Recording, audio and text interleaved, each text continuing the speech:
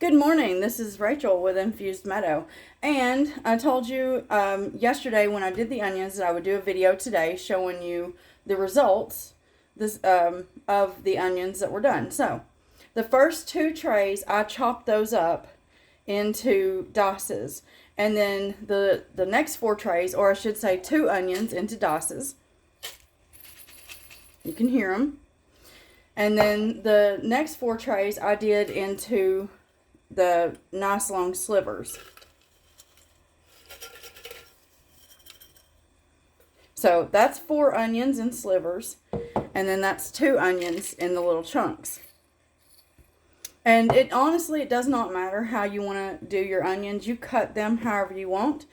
I just like to do different things sometimes. So these will probably store up here in this cabinet, and then I'll just pull these whenever I need to add some onion straight to something, because it is a smaller jar and I can put it up here.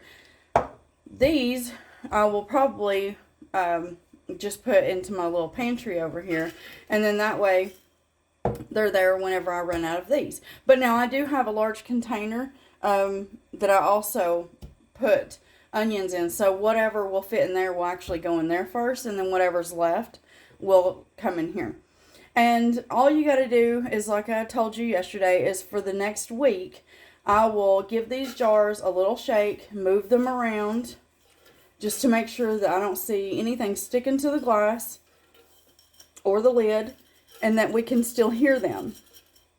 And it'll be the same for this one. I'll just turn this.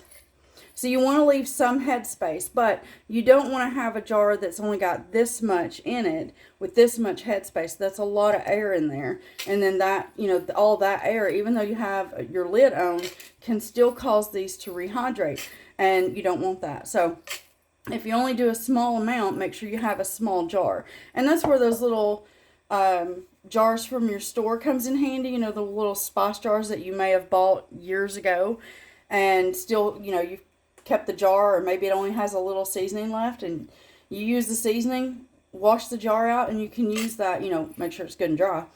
But you can then use that for some of your dehydrated stuff if you have small amounts. Like the one I showed you yesterday that had rosemary in it.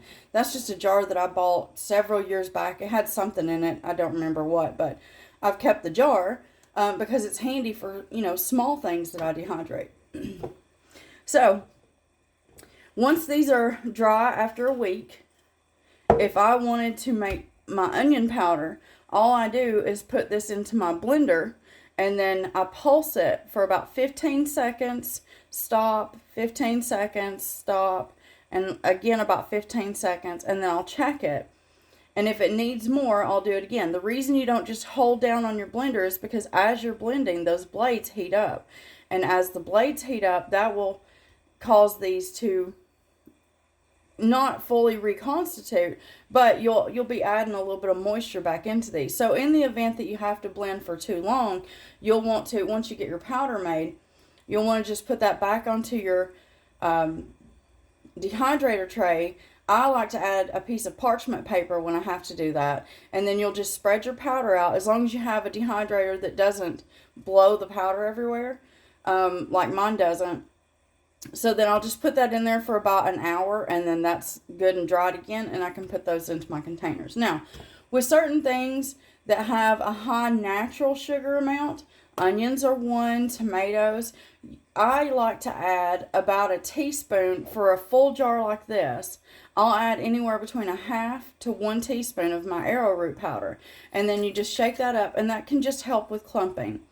Obviously, now every time that I go to use my powders, I always give them a good shake. And that's because, garlic powder, anything that you grind yourself, they'll clump. And so when you go to use them, you just want to give them a really good shake just to break those back up, and then that way you can measure out whatever you need. I do this with all of my stuff. I've been doing it for years. I don't buy any seasonings from the store except cumin. Trying to think of all the spices that I have. Yeah, cumin is the only thing that I buy from the store, and that's just because I can't grow it. And that may be the case with a lot of us, but That's the only thing that I buy. The rest of it, I either grow, well, I grow myself, and then I dehydrate, and I turn that into whatever I need it for. And that way, then I just take my onion powder if I'm making, you know, any of my spice mixes, then it's the same thing. You'll do the same thing for your garlic or anything else that you need. And then that way, all you have to do is just add that in to make your spice mix. And there you go. You have your own homemade spice, seasoning spice mixes. And they'll store for as long as, you know, any of your other dehydrated things. You just keep an eye on it, because if you're in and out of the jar a lot, you want to make sure that you don't add any extra moisture. And if you do, you can do the same thing. Just throw that on your tray, put that back in your dehydrator. Now, you can use your oven on the lowest temperature that it has. What I do is I heat my oven up. So, like, sometimes if I have a really fine, like when I do my dill, for example, I'll dry it. But then dill is so fine and so light that to put it back into the dehydrator, it tends to run around. And so what I'll do is I'll take one of my bread loaf pans, and I'll put my parchment paper in there, and I'll sprinkle my dill all in the inside. I turn my oven on, and I'll let that run for about 5 minutes on the lowest temperature that it has. And then what I do is I'll put my dill in there, and I turn the oven off. And then after about 15 to 20 minutes, I'll pull that out and I'll feel of it and see if it's starting to feel dry. Normally 15 to 20 minutes, I'm good to go. But now sometimes I've had to do it for 30 minutes in the oven. So it just depends on, you know, how much moisture has been added to your product. But this is very helpful, and if you do this yourself, you're going to notice a huge flavor difference. Huge. Some of the powders that you buy from the store, if you're like me, have very little to no taste. And you may think that it's you, but it's not. I don't know why they have no taste, but if you dehydrate something yourself and then you turn around and you turn this into your, you know, your onion powder, your garlic powder, or you grow your own oregano, and then you know, you can either do like you've seen me do, pour it in your hand and then just crunch it up so that you have little pieces, but you'll notice a huge flavor difference. You can taste every bit of the stuff that you're dehydrating yourself. So anyway, I said I would show this and, you know, give y'all a few just examples. There you go. It's not hard. The hardest part is just the chopping. And you can, you know, you can use your food processor, or if you have one of those little manual, you know, you put your onion or whatever in it and you press it down and it chops it. I do have one of those. I don't use it. Sometimes I will, like, because it does have a little mandolin slice on it. So sometimes I'll use that for my carrots. But overall, I just chop by hand. That's just me. I don't know why. It is what it is.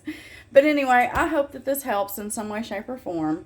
And if you're at all, you know, interested in this, then I hope you go for it. You can, for me, I find this to be a really good staple for my kitchen.